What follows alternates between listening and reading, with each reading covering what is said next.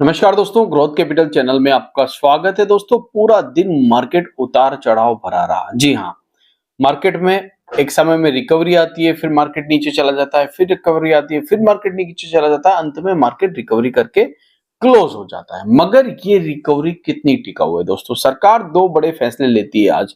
क्या इन दो बड़े फैसलों का मार्केट के ऊपर कोई असर पड़ेगा? क्या जो भागते हुए एफआईआई से फिर से लौट के आ जाएंगे?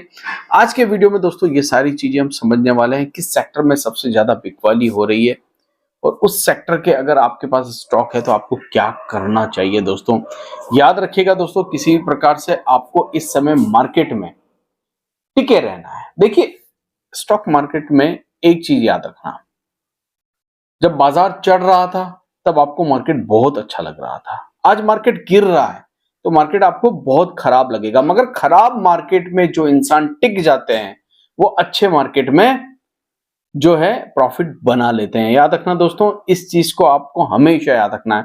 तो चलिए बात करते हैं मार्केट की। उससे पहले एक छोटी सी बात कि किसी भी प्रकार से किसी भी स्टॉक में बाय सेल रिकमेंडेशन यहां पर नहीं है। दोस्तों वीडियो सिर्फ इंफॉर्मेशन एजुकेशन पर्पस के लिए बनाया जा रहा है, तो आप इसे किसी भी प्रकार से कोई भी रिकमेंडेशन ना समझें। सबसे पहले मार्केट की बात करते हैं और उसके बाद टॉपिक के ऊपर आएंगे। आज बाजार अगर आप देखेंगे गिरा। मॉर्निंग में हम जब खुलते हैं तो रेड में खुलते हैं, फिर ग्रीन हो जाते हैं, फिर रेड हो जाते हैं, फिर ग्रीन होके बंद हो जाते हैं। और इस रेड ग्रीन के खेल में अगर आप डॉलर को देखेंगे तो 86.87 पर आ चुका है। निफ्टी 15 स्टॉक ऐसे थे दोस्तों निफ्टी के अंदर जो रेड कलर में थे और 35 ऐसे थे जो ग्रीन कलर में थे। अच्छी बात है। सेंसेक्स में 11 स्टॉक ऐसे थे जो रेड में थे। और वहीं आज निफ्टी 500 कमाल करता हुआ दिखा दोस्तों, 50-50 हो गया। 236 ग्रीन में, 263 रेड में। मतलब जो बहुत दिनों से आपको डाउन साइड देखने को मिल रही थी वहां पर आप थोड़ी सी आपको अपसाइड देखने को मिल रही है। मगर एक चीज याद रखना, यही वो समय है जब आपको सबसे ज्यादा सतर्क रहने की जरूरत है। जी हाँ, अब सबसे ज्यादा सतर्क रहने के बारे में क्यों कह रहा हूं, जब मैं चार्ट पर आऊंगा तो इस बारे में समझाऊंगा, इसीलिए कहता हूं वीडियो को अंत तक जरूर देख ले। निफ्टी ऑटो दोस्तों, 4 स्टॉक ऐसे थे जो आज रेड में बंद हुए निफ्टी ऑटो के अंदर। और साथ ही साथ एनर्जी में 16 ऐसे शेयर थे जो रेड में बंद हुए, 24 ग्रीन में बंद हुए हैं। वहीं अगर आप पूरे इंडाइसेस पे नजर डालेंगे तो मिला जुला पूरा आपको असर देखने को मिल रहा है। मेटल 3:7 का रेशियो रहा दोस्तों। वहीं सॉरी, मेटल में 10:5 का रेशियो रहा। वहीं पर अगर आप देखेंगे फाइनेंशियल्स में तो 9:15 का रेशियो रहा।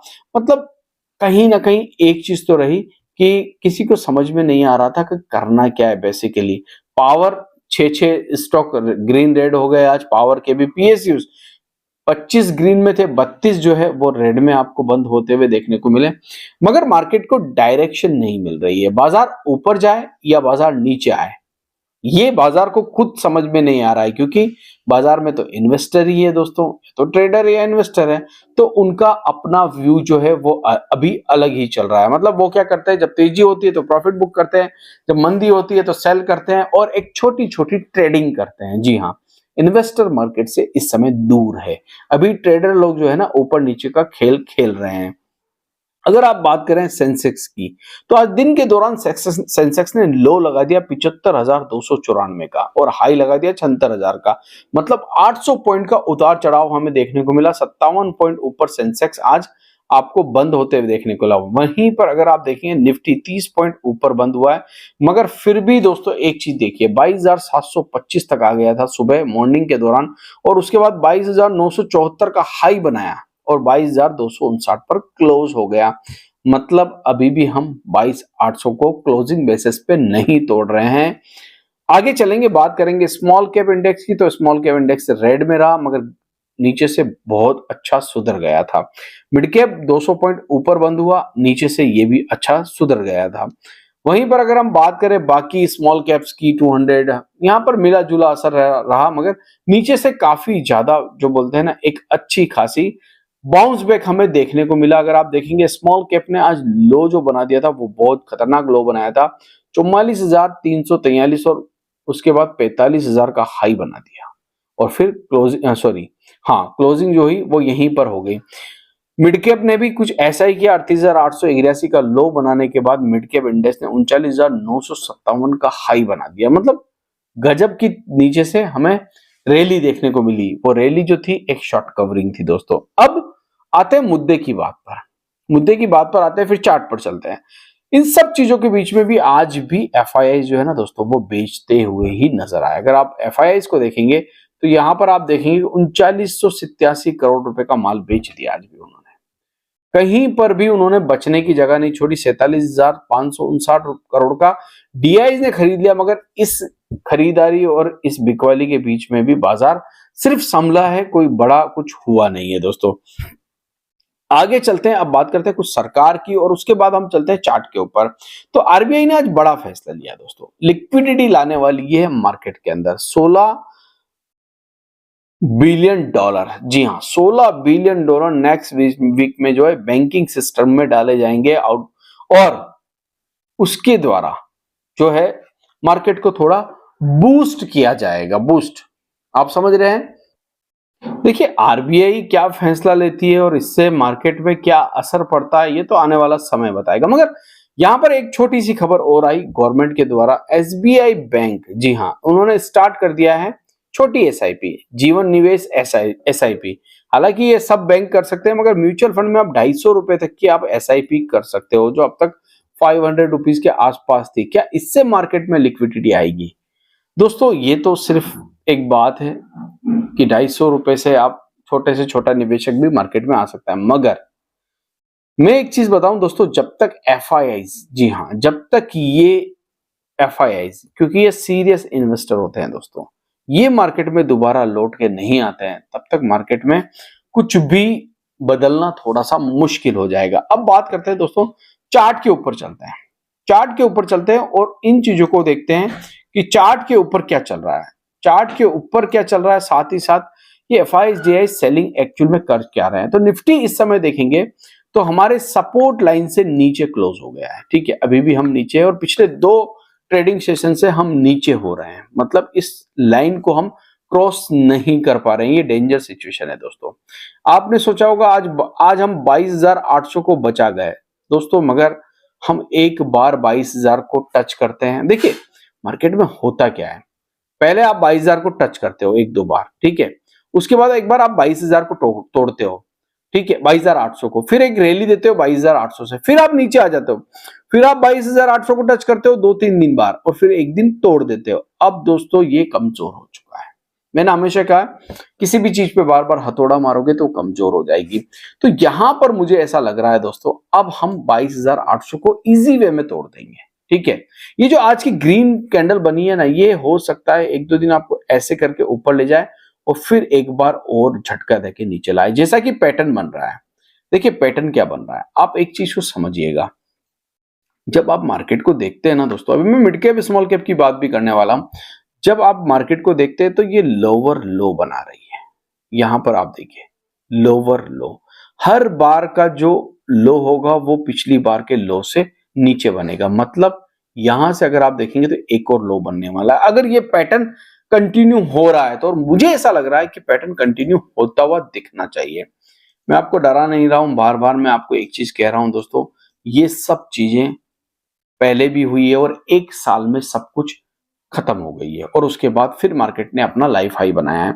तो समय जरूर लगेगा, टाइम सबसे बड़ी चीज है। इस समय टाइम मांग रहा है आपसे मार्केट। देखिए आपके पोर्टफोलियो में स्टॉक 40% 50% टूट चुके हैं, ठीक है, अब ये टाइम मांगेंगे, क्योंकि यहां से इन्हें 50% बनने में पसीना तो जरूर आएगा दोस्तों, पसीना जरूर आएगा।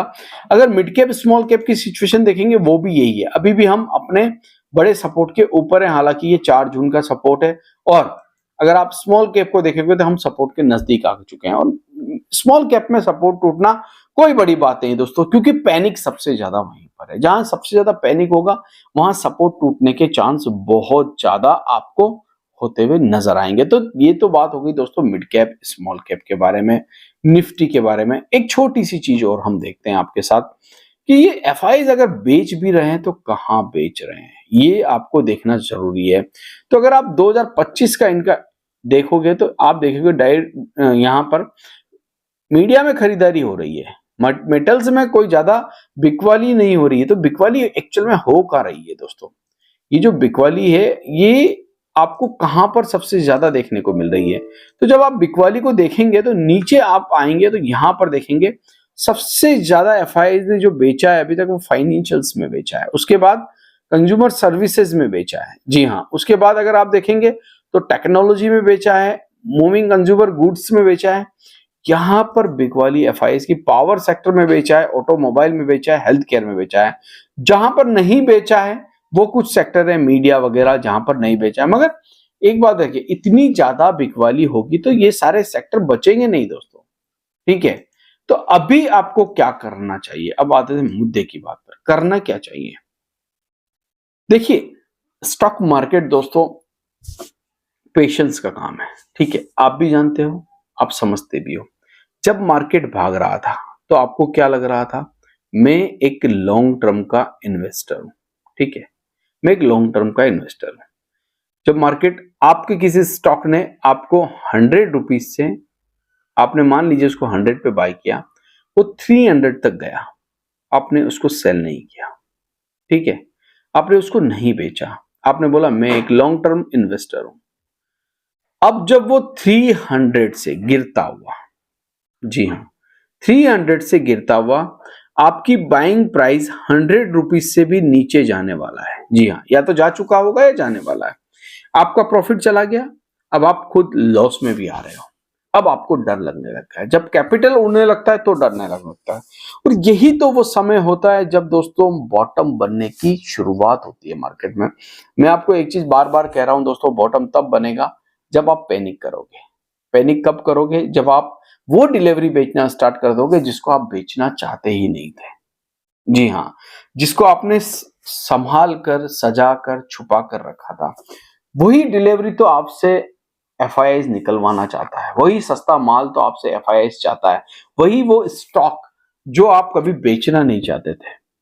चाहे वो आपको 3 गुना रिटर्न दे रहे थे, मगर आप बोल रहे थे नहीं मैं इसको नहीं बेचूंगा, वही डिलीवरी अब किसी और को चाहिए, क्योंकि आप बेचोगे तो सामने कोई ना कोई तो खरीदेगा, ठीक है।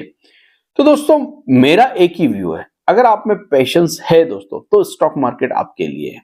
अगर आप में पेशेंस नहीं है तो स्टॉक मार्केट आपके लिए नहीं। या तो आप जब स्टॉक आपका भाग रहा था तो आप प्रॉफिट बुक कर लेते, जितनी भूख थी उतना खाना खा लेते, या अब वो प्रॉफिट आपका चला गया तो अब आपको इंतजार करना पड़ेगा वापस आने में। कब आएगा वो तो समय बताएगा, क्योंकि मार्केट इस समय खराब है दोस्तों। ऐसे खराब मार्केट के अंदर दोस्तों ये सारी चीजें, अगर कोई कितना भी चार्ट एनालिसिस कर ले, फंडामेंटल कर ले, सब बेकार है, सब बेमानी है।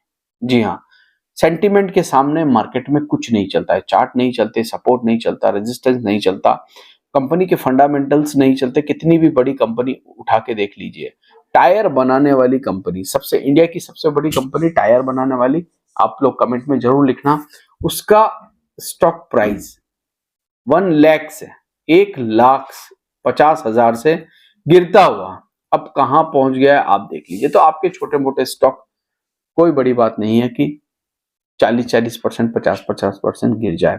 तो मुझे लगता है फिलहाल निफ्टी 22,800 तोड़ने वाला है जल्द। अब वो कितने दिनों में तोड़ देगा, ये अभी बॉटम नहीं बना है दोस्तों, ठीक है, बॉटम नहीं बना है उसका। 22,800 अब कमजोर हो चुका है और मुझे लगता है कि ये सपोर्ट अब शायद काम ना करें। आशा करता हूं वीडियो आपको अच्छा लगा होगा। अगर अच्छा लगा है तो प्लीज आप इसे लाइक जरूर करिएगा, दोस्तों के साथ शेयर कीजिएगा। थैंक यू, धन्यवाद।